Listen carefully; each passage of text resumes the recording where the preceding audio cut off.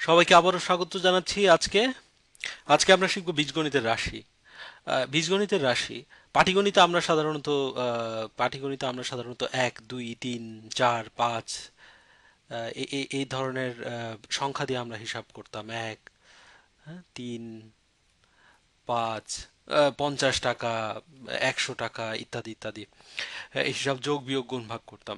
কিন্তু বীজগণিতে আমরা সংখ্যার সাথে সাথে আহ, কিছু লেটার, যেমন ইংরেজি ইংরেজি letter X, Y, Z, U, V, W বা এ, বি, সি, কে, যাই হোক, এই ধরনের বিভিন্ন বর্ণমালা আমরা ব্যবহার করব।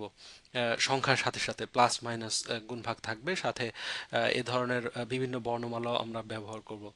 আহ, আচ্ছা, আমরা একটা একটা কেস চিন্তা করি।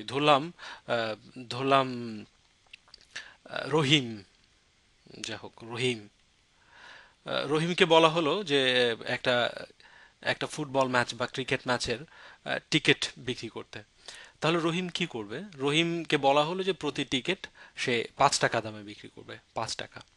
তাহলে একটা টিকিট বিক্রি করলে রহিমের হয় 5 টাকা।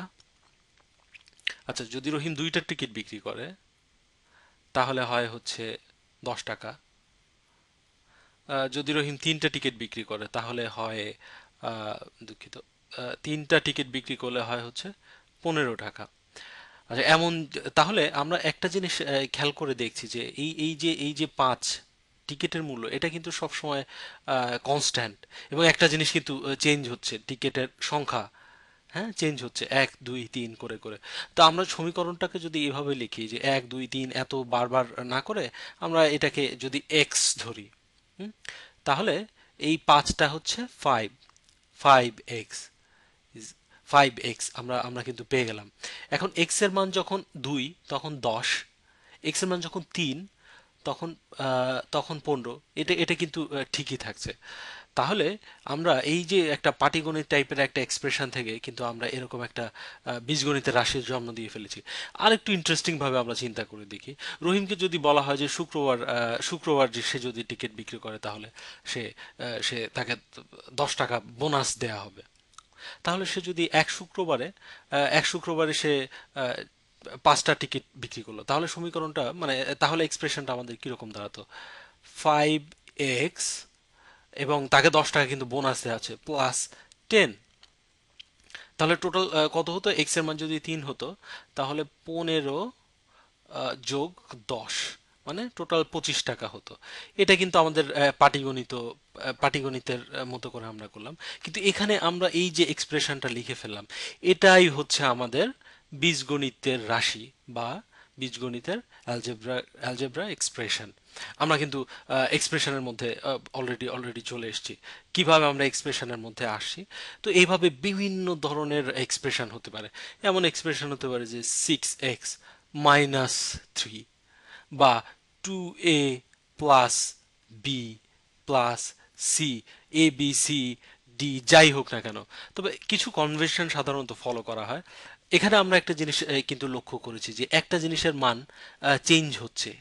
1 2 3, ভেরিয়েবল, ইংরেজিতে বলে ভেরিয়েবল, যেটার মান সাধারণত চেঞ্জ হয়। আর একটাকে বলে কনস্ট্যান্ট। আমি বলেছিলাম যে রহিম যদি শুক্রবারে টিকিট বিক্রি করে তাহলে তাকে 10 টাকা এক্সট্রা দেয়া হবে। যতগুলো টিকিট বিক্রি করে সেটার উপর কোনো রিলেশন নেই, এটা সবসময় কনস্ট্যান্ট, 10 টাকা তাকে দেয়া হবে। তো এই ধরনের এগুলোকে কনস্ট্যান্ট বলে। ভেরিয়েবলকে সাধারণত আমরা X, Y, Z, U, V, W, হ্যাঁ, এইভাবে সাধারণত বর্ণমালার শেষ দিকের অক্ষরগুলোকে ভেরিয়েবল হিসাবে ব্যবহার করা হয়। অন্যদিকে কনস্ট্যান্ট সাধারণত এ, বি, সি, হ্যাঁ, কে, বড় হাতের এ, বি, এইগুলো হচ্ছে কনস্ট্যান্ট হিসেবে ব্যবহার করি। আরো কিছু কনভেনশন আমরা ফলো করব। যেমন আমি যদি বলি 2 টাইমস এ, এই টাইমস বীজগণিতে সাধারণত এইভাবে দেয়া হয় না, কারণ এক্স এর সঙ্গে এটা কনফিউশন হয়ে যেতে পারে, সে কারণে সাধারণত 2 ডট আকারে লেখা হয়। হ্যাঁ, 2 ডট এ, এটাকে সাধারণত 2a লেখা হয়।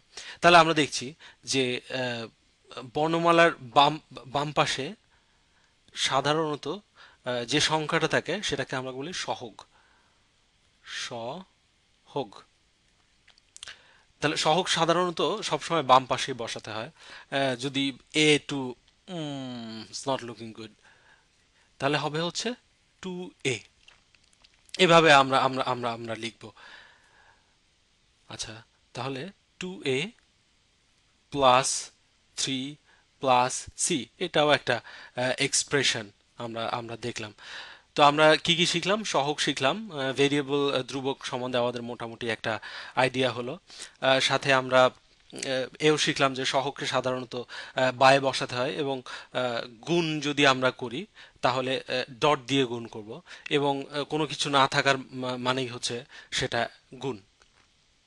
আচ্ছা, তারপরে আমরা এখন এখন কি শিখব?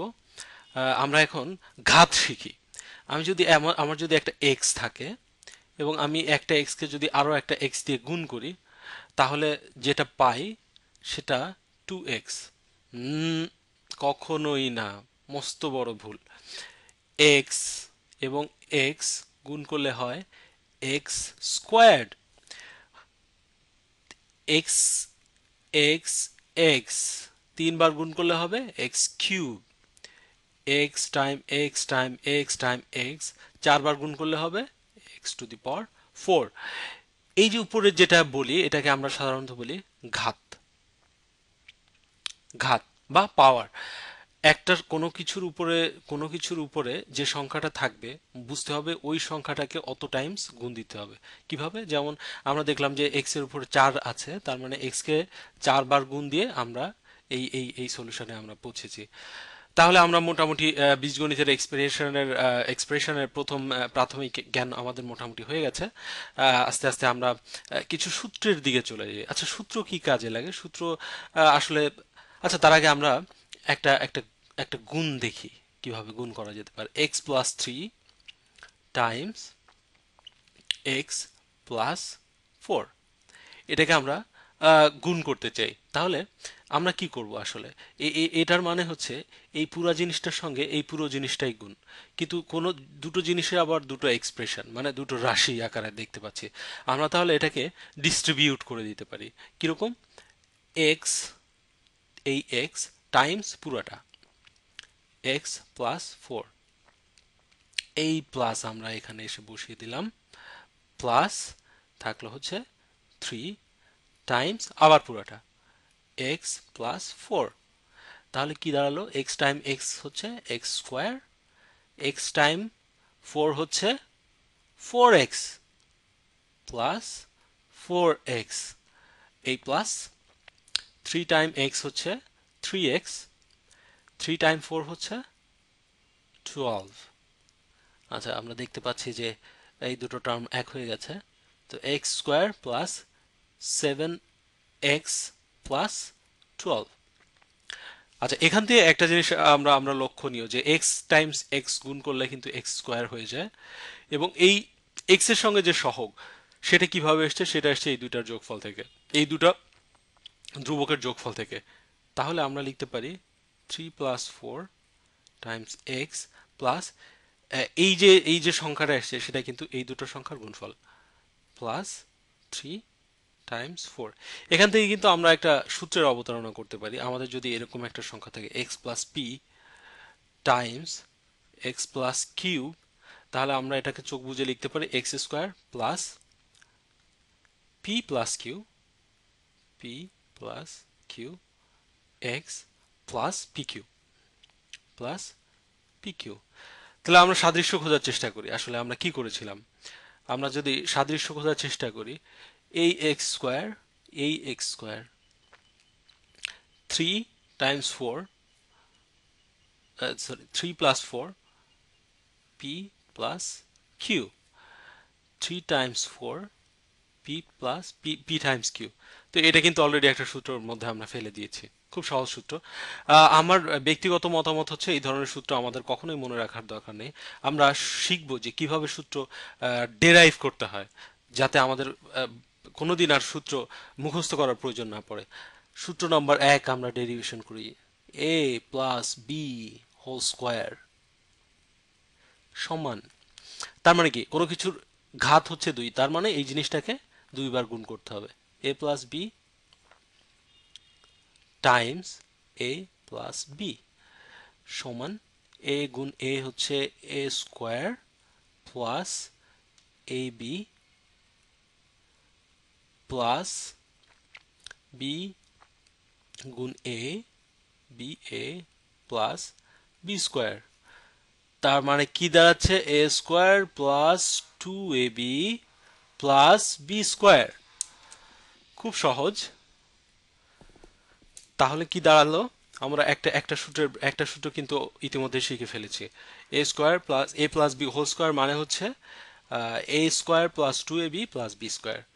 আচ্ছা, আর একটা যদি আমরা শিখি, a minus b whole square মানে কি দাঁড়াচ্ছে? একইভাবে আমরা পাবো হচ্ছে a square minus 2ab plus b square. এখন এই এই দুটো সূত্রকে প্লাস মাইনাস করে আসলে অনেক অনেক ধরনের সূত্র ডিরাইভ করা যায়। আমাদের বইয়ের মধ্যে এই এই সূত্রগুলোর বিভিন্ন রকমের কম্বিনেশন দেওয়া আছে, এটা যোগ করে এটা যোগ করে তারপরে এটা থেকে এটা বিয়োগ করে বিভিন্ন ধরনের সূত্র দেওয়া আছে।